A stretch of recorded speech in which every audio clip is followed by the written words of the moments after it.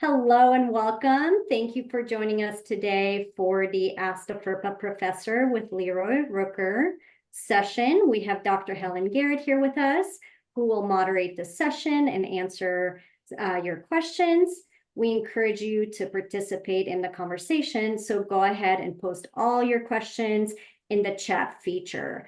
If you haven't already, go ahead and also activate closed captions. And just wanted to remind everyone, this webinar is recorded and it will be available on our ACRO webinars page later today. And without any further ado, I would like to hand it over to Dr. Helen Garrett.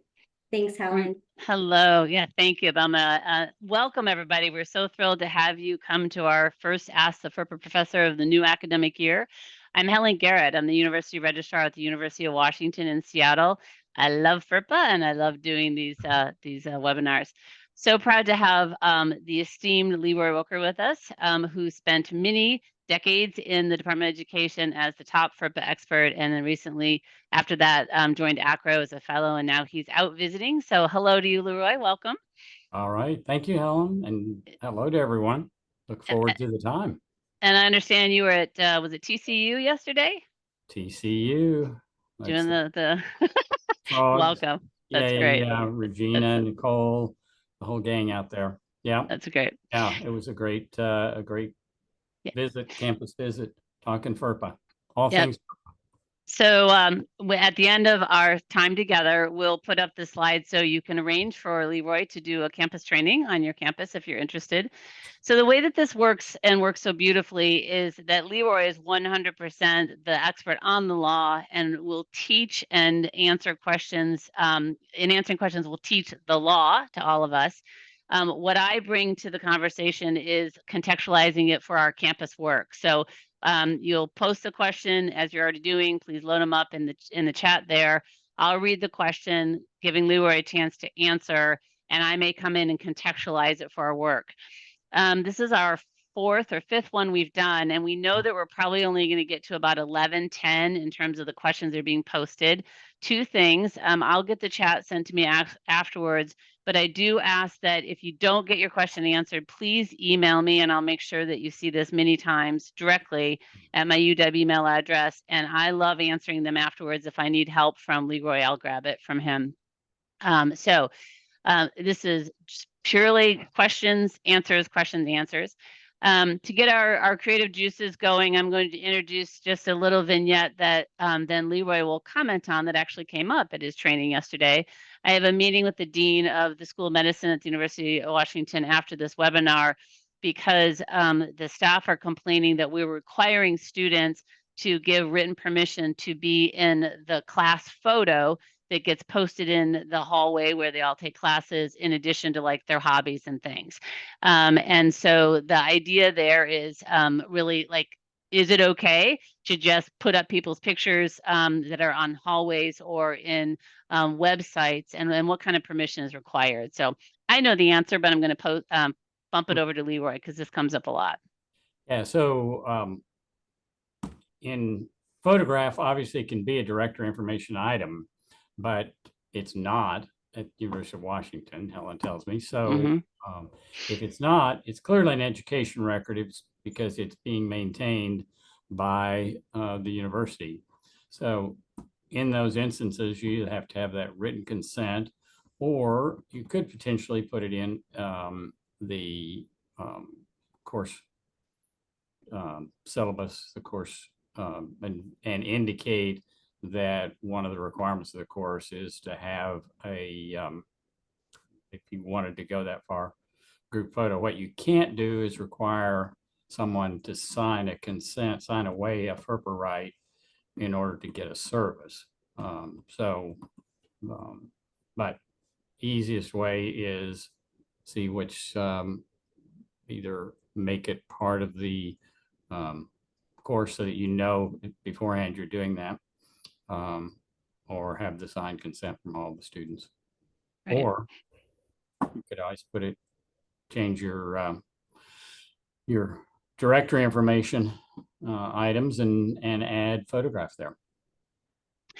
Yeah, for any of you that have medical schools or nursing programs, law schools, what I teach is you always want to know what was the DNA of the written release that allowed someone to have something, especially if it's outside of your directory information, but also knowing that anybody can opt out of directory information, every 24 hours, whatever your process is.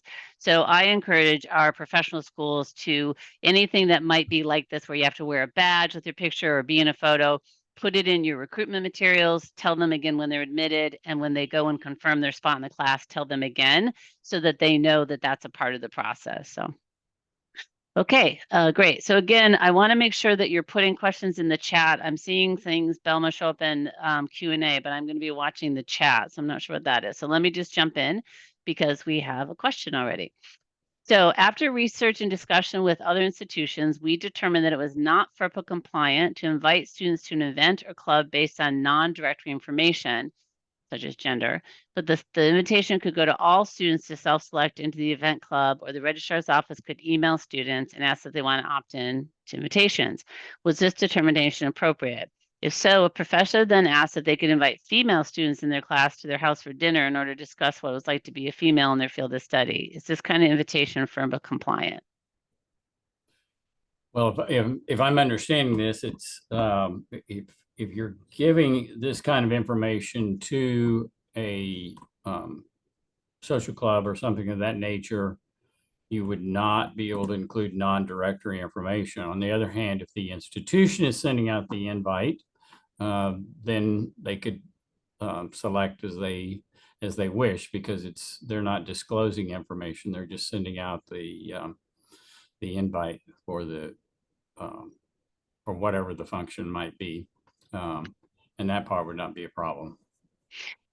And so I just want to underscore what LeRoy said. You have to know, and if you don't, you're going to find out by the end of today what your institution's FERPA policy is, as well as what you list as your directory information. Some schools have none, some have a whole big list.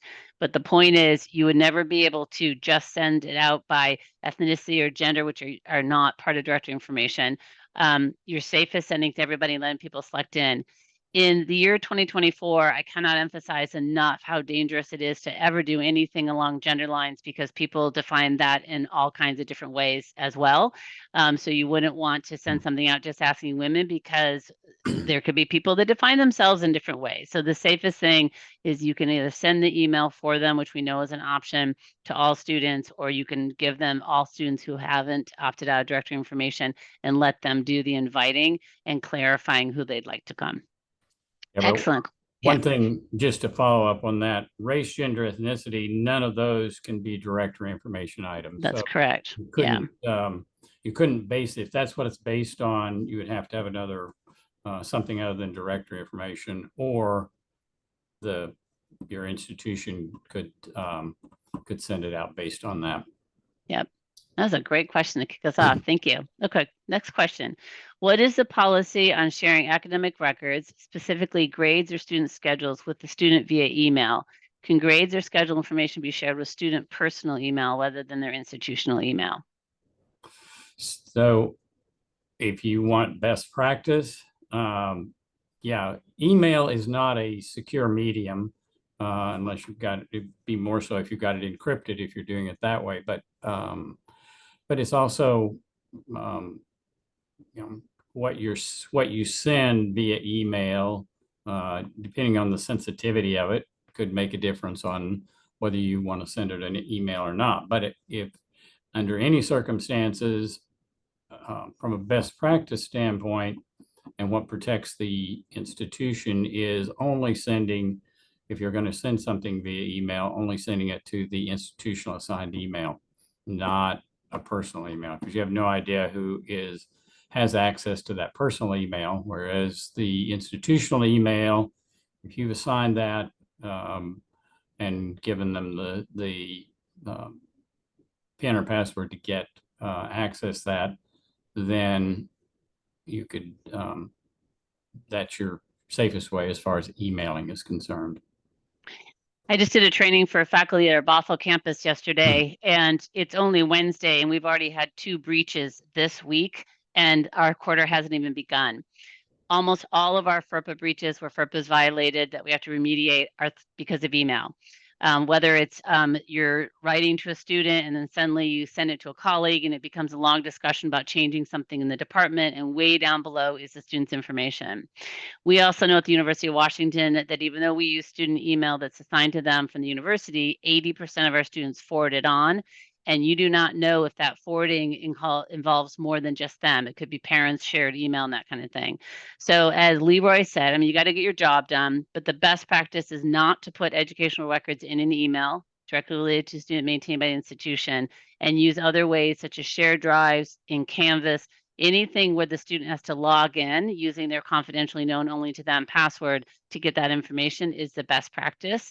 But you have to just make sure I do not respond to any emails of anybody else but the school official I'm talking to or the student. I scrub off parents and other people because I know that's how infractions happen. So just be thinking, and especially train your faculty that it's risky to use any email, even institution email, to share information. And again, with our systems today, students can get to almost anything they need for themselves, and they can share it with other people or get to what they need. Yeah, Excellent. I'll piggyback on that real fast too, just in terms of the forwarding of emails. That one of the reasons you want to, if you're going to send something email, that you want to only send it to institutional email, is that's what protects the institution. If a student wants to forward that onto a personal email, that's on them, not on you. So just focusing on the institutional email is a really important thing for if you're going to use the email. Yeah, students are not school officials. They themselves are not subject to FERPA. All of us are. What gets tricky is if the student sends something to somebody and then that person responds and to you and you start a conversation. That's all when the student asks for a FERPA request to see their records, with a subpoena that comes in, all of that is subject to then being seen. So it's always best, now that we all know how to use Zoom and Teams so well, to do what you can over Zoom where you're not recording and you're just talking directly to the student or someone else. But the more that you can limit what you put in emails, the safer you're going to be, because there's just such a proliferation. When my team member Christine goes out to do to respond to FERPA requests, she's getting an average of 300 responses per student. She has to go through, she has to redact out other students. It's a huge pain. So the fewer times that you can be putting education records in email, you're just going to benefit everybody. So excellent. Okay, next scenario. 2 instructors at our institution. The first instructor has an online class. The second instructor will be teaching the same course next semester, and the first instructor would like to add the second instructor to their current live course with students so the second instructor can observe the class and get a feel for it before they teach it. Is it okay for the second instructor to see all the students in the course and their grades, activities, etc.? This would be a school official issue. And as long as the institution, as long as there's a legitimate educational interest in this, which sounds like there would be, they're trying to get prepared for the course for the next semester, and it's another school official, shouldn't be a problem. Just look at your definition of school official and legitimate educational interest. Yeah. 31 A1. Yep. School official, legitimate educational interest, and need to know. You'll hear LeRoy and I repeat that over and over. It's not a curiosity or I'd like to know. It's not I'm a visiting speaker who's going to sit there and sit in on the class. There really never should be anything going on during the course of instruction where educational records are shared anyway. Right. When you think about it, grades and response back should be only to the student. So you're probably not at risk, but they would know that someone was, a student at the institution. You can no longer remain anonymous in an online classroom environment for FERPA, but if you don't want it known because you've blocked directory information, you're enrolled. So it does get tricky, but absolutely in this situation, if you can justify that second professor instructor needs it to do their job, then if a complaint is made to the Department of Education, you can justify that they needed that to be able to teach the next quarter or semester. These are really good. Okay, do you have any suggestions / recommendations for handling virtual appointments for students accompanied by a third party efficiently? Perfect, LeRoy. We were just talking about this before we came on. Yeah, so the third party what you're always going to, even as a virtual appointment, or if they come in person, what you're going to want to be sure of is that the student has signed a consent for that party to be part of the meeting. And even if it's virtual, if you have institutional assigned email, they can always log into their email, send you an email that says they consent to the named party being sharing education records with the named party. But what you don't want to do is assume, this actually came up, this whole discussion at TCU yesterday. And you don't want to do is assume that because the student brings the other party in, that they're consenting to you discussing their education records with the other party. That needs to be a specific signed consent in order to do that. There's signed consent and there's exceptions to signed consent, but this one takes signed consent. Right. And when we say sign consent, we all understand how the world works. It doesn't mean they had to do some form. It's just, again, what is that DNA that you're going to be able to produce if they complain to the department or your institution that you provided information that you shouldn't? I've been in many appointments where the student has invited lawyers or families in and thinking we're going to talk about one topic, and all of a sudden somebody brings up something about them failing a class, and then the student is angry because they didn't say that we could say that. The other thing that happens very frequently is if they invite and we've given consent for a parent to be there, for instance, the mom then writes to me an hour later and wants to follow up. No go. Each time that we meet, it's a new consent, at least at the University of Washington, it's a new instance so that we don't go off roading in terms of another moment there. So I think it's a great opportunity to reaffirm, I get this from med school moms, believe me, but to reaffirm with your students that this is their educational experience. If they need an interpreter or a support person, of course, you want to make way for that in terms of that consent from them. But really the best thing that you can do is just make sure they're super clear on what we're going to be discussing, because once they've given that consent, they can't then come back and say you weren't supposed to talk about that. It happens. Yeah, and you can, again, piggybacking on this one, you could have a consent that allows you to continue conversations. Now, Helen's more conservative there on at the University of Washington. Because we get sued all the time. which is not a bad thing. It's just that you don't have to limit it or require a new consent each time. They could give one consent for that particular party, and you could continue with that if they don't limit it. Yeah. All right. Natalie asks if we have a signed FERPA, which, by the way, FERPA is a federal law. It's not a consent form. People always call it, you got to do your FERPA. It's a law.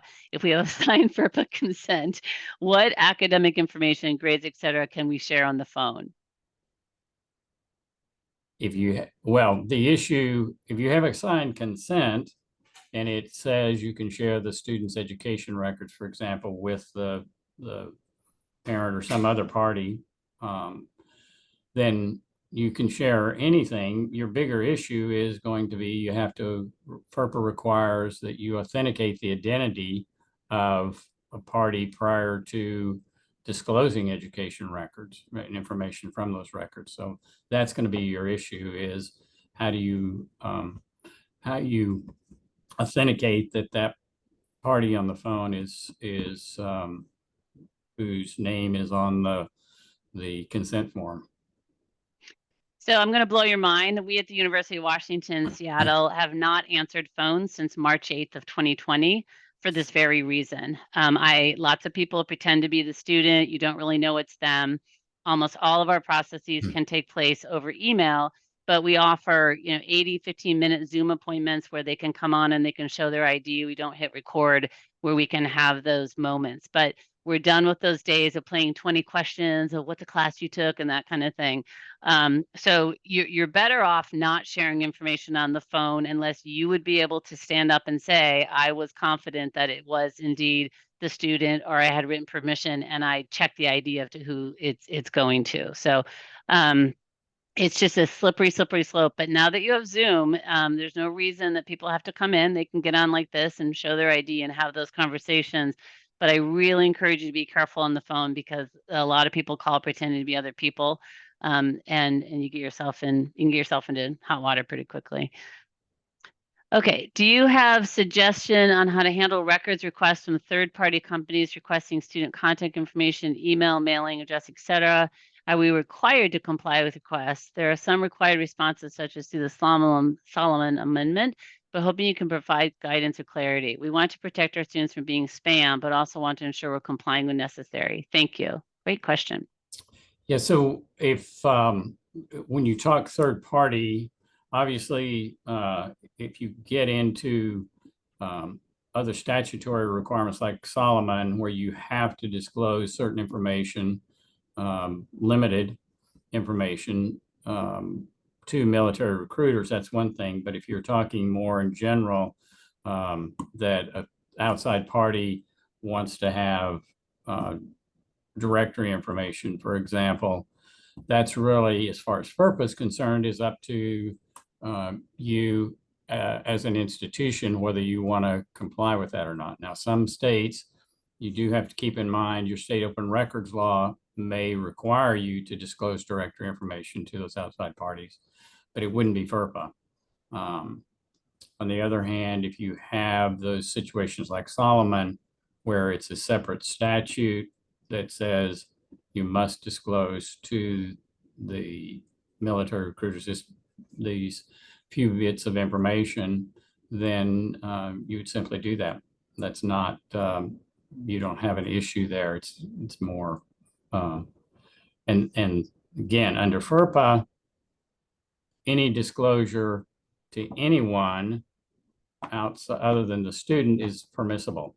You don't have to do it under FERPA. Now, that doesn't mean that you wouldn't have to do it under the other law. Say, for example, with Solomon, you don't really have the option of not providing it. So you can have those kind of situations. But in general, if you are getting requests for any information from any party, FERPA is not going to require you to respond.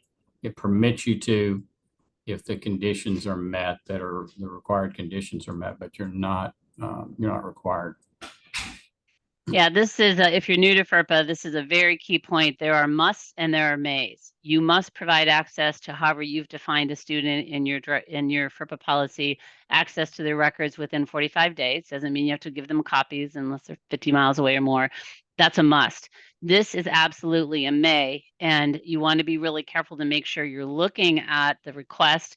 It's not uncommon for people to miss that they are actually, they say, well, I'm okay, I can do it. The student hasn't blocked directory information, but you didn't notice that on the request, there was something that's outside of your institutional definition of directory information. So whoever is your person that would be releasing information has to every time go back to your identified elements of your directory information to make sure that you're not sharing things. But someone coming to you and saying, you have to give us this because of FERPA directory information, that's absolutely not true. It's only to the student, school officials, and in response to something like a subpoena. So, well, you even there under FERPA, you don't have to do that. You don't have to do to school officials. Yeah, that's true. Up to the institution, and the institution has to enforce that. I say when I get that question, and it comes into subpoenas, even with subpoenas, you don't have to. You're not required to comply under FERPA. You probably have a contempt of court or something if you don't, but it's not going to be a FERPA issue. Yeah, good. Nice reminder there. Okay, can you please speak to FERPA and access to advising and campus partner interaction notes? So presumably this is those that are interested in student success, interacting. We want to share info for student success, but protect student information with a focus among staff. So the idea is if you know that there are notes that have been taken by advisors or student success folks, or people want to have access to systems that hold that, what are the things that they need to think about in terms of FERPA?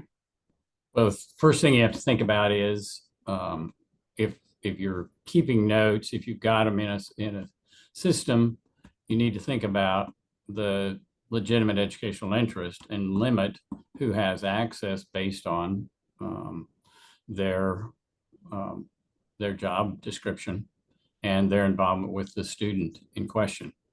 So that would be the key piece you'd want to think of. And then you also need to realize that, and this question came up and it came up yesterday in the campus training.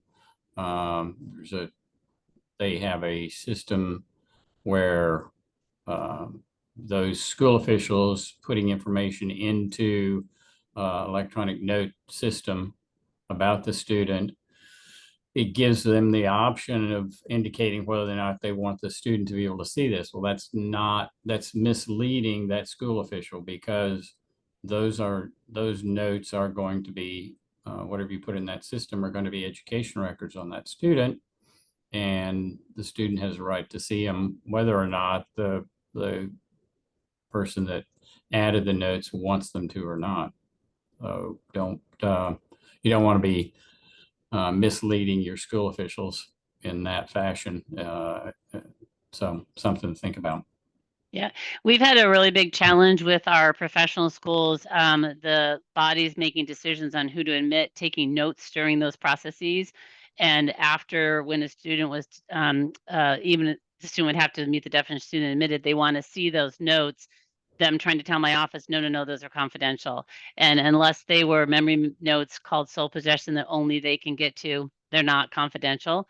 The student has a right to see. So it's really important that as you're doing training, if that's your responsibility, that you get everyone to understand FERPA is agnostic to the system. Doesn't matter if it's educational record maintained by an institution directly to the student, it's an educational record and the student has a right to see it. And the other important thing is that once a student has made a request to see their records, it's actually against FERPA law to have the person providing that destroy that record. Once it's been made, they have to turn it over. So you can't have the committee quickly destroy those records after we've asked. Yeah, the one time in FERPA, because FERPA doesn't require that you maintain education records. It says if you do, you got to protect the privacy of them, and you got to give the student access to them upon request. But otherwise, you can generally have a records destruction policy, which you really should. It's very important to have an institution records retention policy and a records destruction policy. But what you can't do, as Helen pointed out, the one time you have to maintain a record under FERPA is when the student's asked to see it. If it exists at the time, then you must give access before you could destroy it. You could after that, but you always have to give access if it exists. That's excellent. Okay, next we have a memorandum of understanding with a neighboring university in which our students use one of their buildings for specific classes. The partner school requires a photo ID access in order to enter the building. We do list photo as directory information. Do we need a written consent from the student in order to provide the student ID photo to the partner school to create the access card? If the student is taking classes there, then you generally could share that kind of information that's necessary for them to perform whatever or do whatever it is necessary for the class. There's a provision in FERPA that says if the student is receiving services from more than one institution, that the institutions could share the necessary information for them to complete the task or whatever is before them there. Yeah, that's a good question. At our institution, FERPA goes into effect on the first day of classes. Is there a FERPA issue including the student's university ID number in their admissions packet, which they receive prior to the start of the term? So if you consider them a student on first day of class, then any of the information that you can share any information prior to that point. And if you're creating I don't know if you're creating a student ID, if you don't consider them a student yet, that could be unusual, but as a general rule, until they are a student, the way the department interprets that is that the institution can determine the date of the time when they become a student. It can be anywhere from when they first are accepted until the latest it can be is the first day of class. So up until then, information that they've provided or that whatever might be generated is not going to be an education record if they're not a student. But there's also good common sense and privacy. So remember that just because FERPA says you can or cannot do something, it's always a good idea to use systems that protect information like that. And I really like to start privacy and FERPA literacy early. So it's also an excellent opportunity to start having that conversation with your new students about that the FERPA rights and access to records belongs to them once they've matriculated at an institution of higher education or turned 18. So it's a great opportunity to let them know that from this point forward, we'll be working with you as a student. But yeah, you could do that. Okay, we have auditors requesting transcripts of student workers in order to validate that they were 1, enrolled, and therefore 2, rightly excluded from participation in the employee retirement plan. I do not believe this rises to the level of legitimate educational interest and should only provide certification enrollment and dates of attendance. Is this correct? So they want auditors requesting transcripts of student workers. Okay, so let's talk about just when auditors are asking for information. Yeah. Yeah, I mean, it depends, and I'm not sure what that means, an auditor asking for information, whether that's the outside auditor, whether it's someone at the institution. But as a general rule, you can, if there's something where there's for example, accrediting, someone's auditing for that purpose, you can do that and disclose that information for that purpose.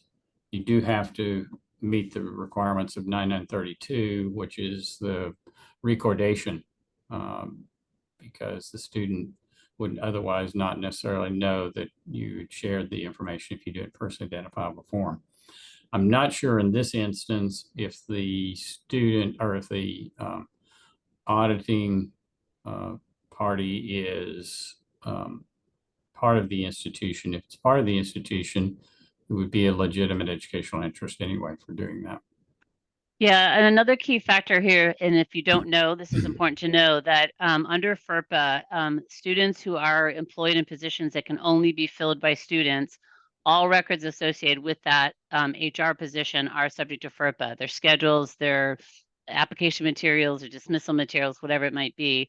I became very unpopular when I had to let our HR know they couldn't automatically send information on our graduate assistants off to a state retirement program without the students giving authorization to do so, because that was student information. They were in these positions that only students can fill. So I think the key here is really understanding what you mean by auditors, because if you have an accreditation visit or if it's, coming in Department of Education for financial aid, there are certain times that you do need to provision records to auditors. You want to make sure that they're not forwarded and that they're destroyed. So you might want to follow up with me, Nicholas, if we didn't answer, and I'll make sure I give you a good answer after today.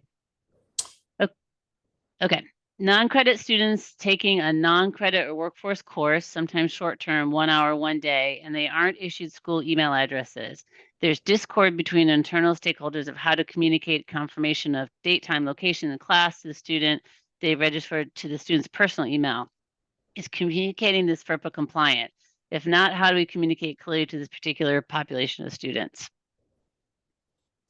These are students who are taking a 1 hour course. Yeah, and so a couple of words that we want to think about. I know when I started at Lane Community College, they told me that non-credit students aren't subject to FERPA.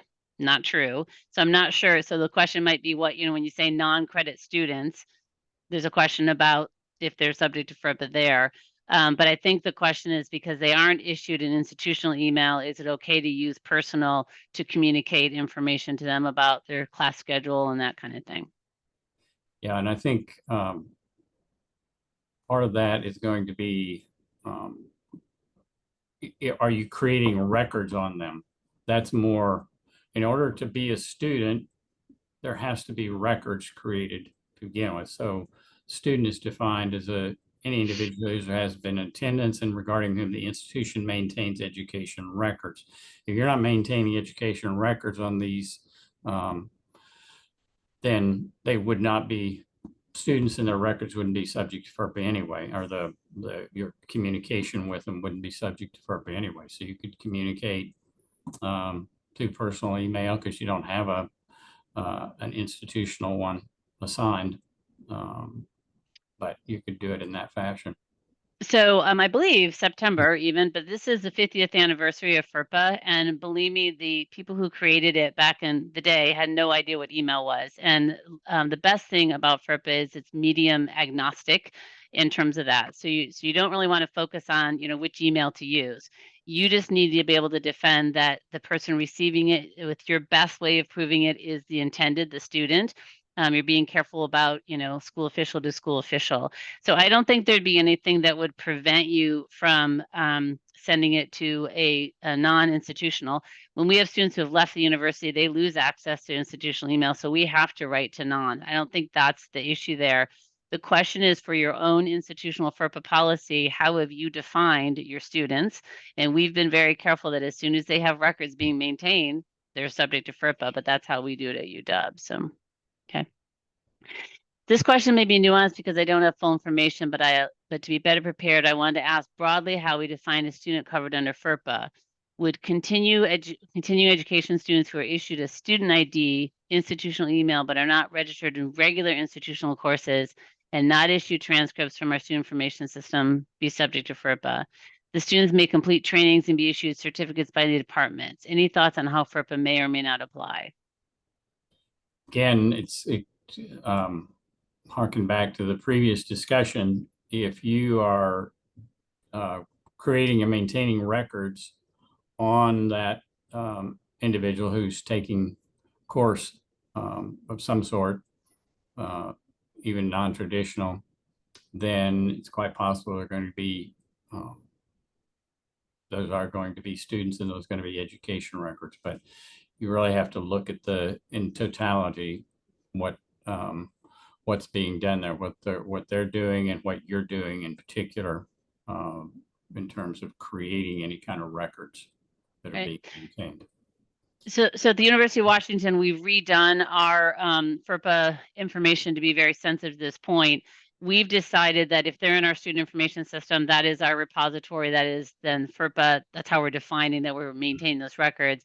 If there's some faculty member that trains everybody at, T-Mobile and they're not in our system, we're not considering that subject to FERPA.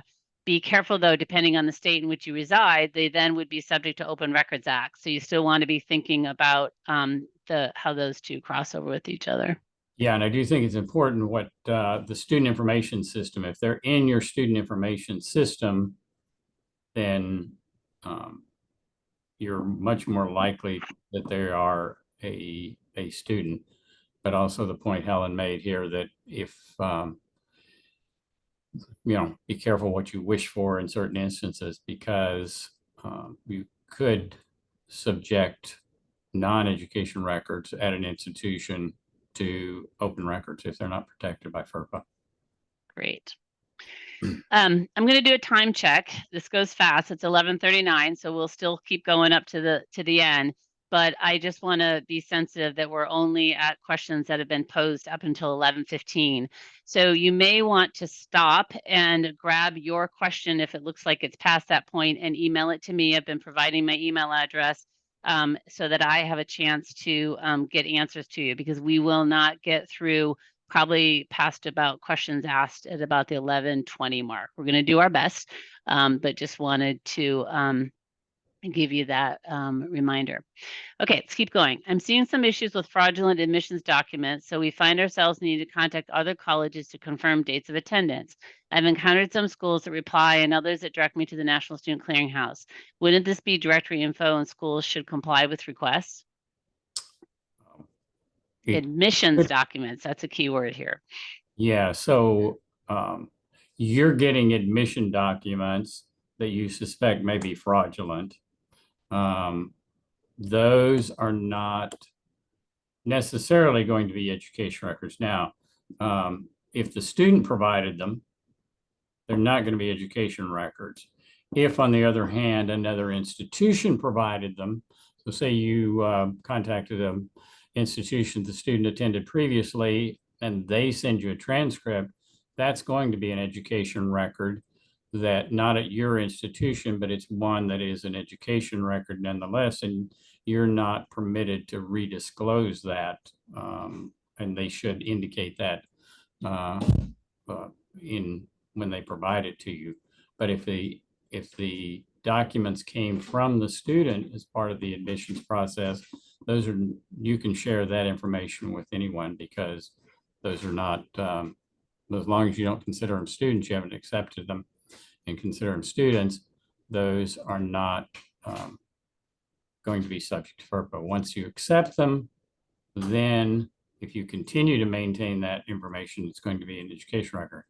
One thing though to note also is, if you suspect, even after they are, say you accepted that individual and then you had questions about, the question came up after they're a student, and you want to send that transcript, for example, or that letter of recommendation or what have you, back to the party that provided it, whether or not it's a another institution or another outside party.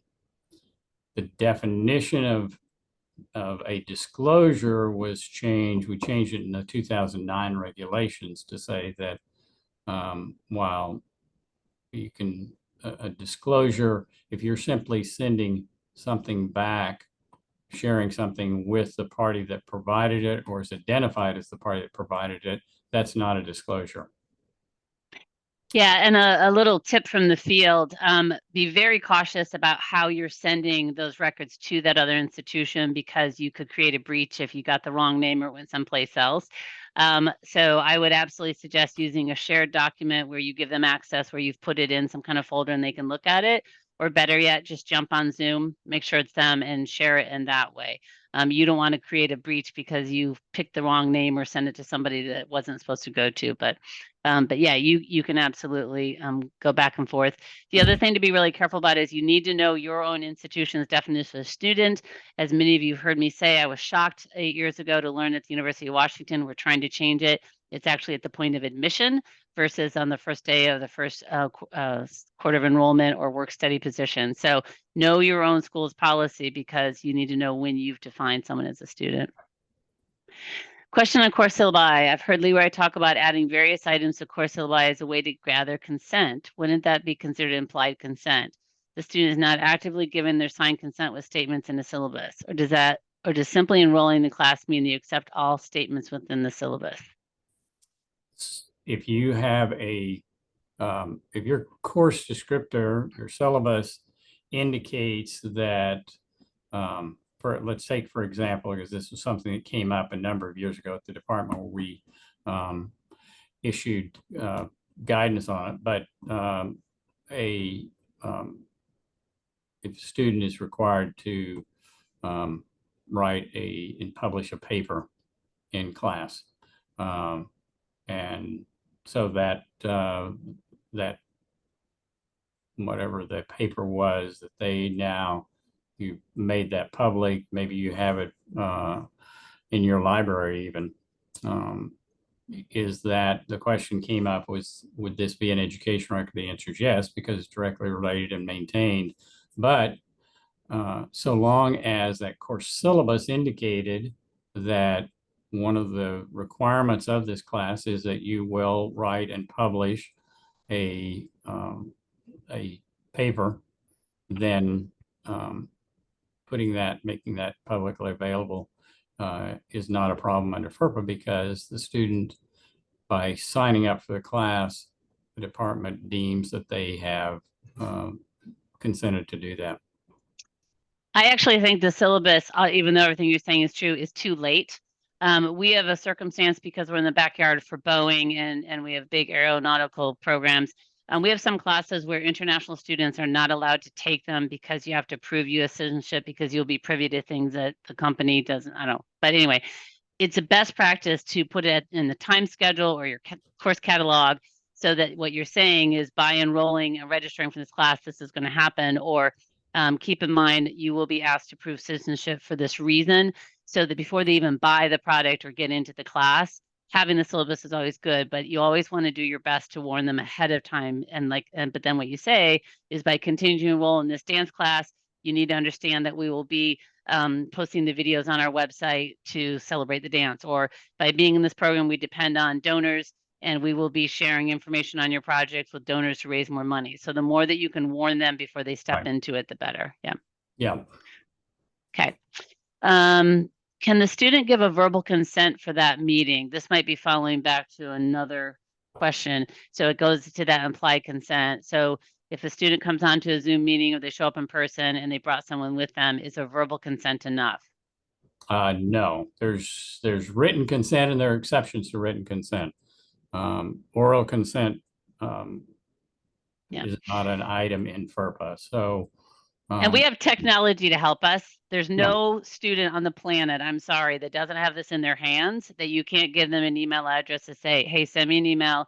Let me know what, who's going to, that you're giving permission for us to talk and this, and then you at least have that. And it's only your insurance that if down the road they decide to come back and register a complaint with the Department of Education or you can prove, nope, I actually got permission. The student gave permission on an email. Yeah, and we actually did numerous investigations when I was at the department where this actually happened. Somebody brings parents or attorney or someone else along, and the discussion turns in a direction that they didn't anticipate, and they filed a complaint, and there were violations, because unless you can document that the student consented to that, there's not an exception to signed consent that works in those instances. Yeah. A little side note, this comes up all the time when you're training faculty about recommendations to employers or for grad schools. I always tell them to get in writing from the student exactly that which they want them to share. And I encourage our faculty not to share any data point that could be presented on the transcript. Let the student send the transcript to get grades and that kind of thing. Their observations of the student are fine. But you want to think a lot about that you have that record of what can be released when writing letter recommendation too. Okay. We partner with our high schools and offer classes and require data sharing. We have these outlined in our MOUs.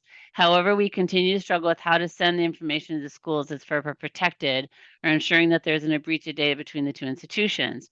Are there suggestions on how we provide the high schools with their students' academic information, name, ID, et cetera? I'm not sure if this is a FERPA concern or data sharing, data breach concern. Yeah, I would think that would be more your data, your technology, how you would share that information, because you clearly can, so long as if you have a dual enrolled student who's in high school and taking a class at your institution, again, FERPA provides that because there more than one institution is providing service, that to the extent you need to do that, you can share that information. So you could clearly provide it back to the high school, but the means by which you do that is more a technology question. Yeah, and FERPA is technology agnostic. Right. A couple of ideas that I did when I was in that situation at Lane Community College, University of Oregon. One, we would only share records through a shared drive, that the person receiving it had to open it up to get to the records. We never sent transcripts and records through email, because for obvious reasons. And the other thing, this is a little liberal, but we trained people at the high schools. They had a high school coordinator and actually gave them access, limited access to our student information system, so they could go get that information themselves. And we tracked and took it away when they weren't there. So again, what LeRoy said, so important. FERPA, 50 years old, is technology agnostic, but it's good that you are sensitive to make sure you don't create a breach in terms of doing that. And it's always really good to make sure you're going back to your MOUs from time to time, because you can't believe how often those can get stale. So make sure that they're current to understand what is going back and forth, and that everyone involved in that understands the rules of engagement. I read articles like Can My Mom Sit In? Defining the proper scope of parental involvement in academic advising with interest. Such articles suggest that parents attending advising meeting may only benefit the student in terms of self-efficacy, student development. If the parent joins once to establish trust and share information. Beyond that, additional meetings involving parents may create unnecessary obstacles to student growth, communication, etc. We're receiving more FERPA waivers requesting that parents attend advising appointments. One, must we allow the parent to attend? Two, can we limit parental family meetings with students to one time across? If so, what might that policy look like? Yeah, so with FERPA, again, it's up to the institution how you want to manage your meetings with students and involving parents or other third parties with the student in an advising meeting.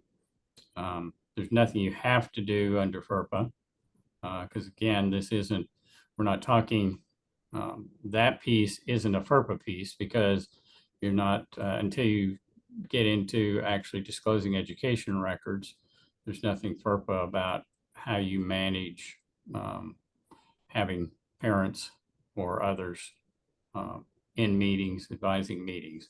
Where FERPA comes into play is what are you going to share when you're in that advising meeting, or what might you, and has the student consented to that? Yep. Written consent, not a verbal consent.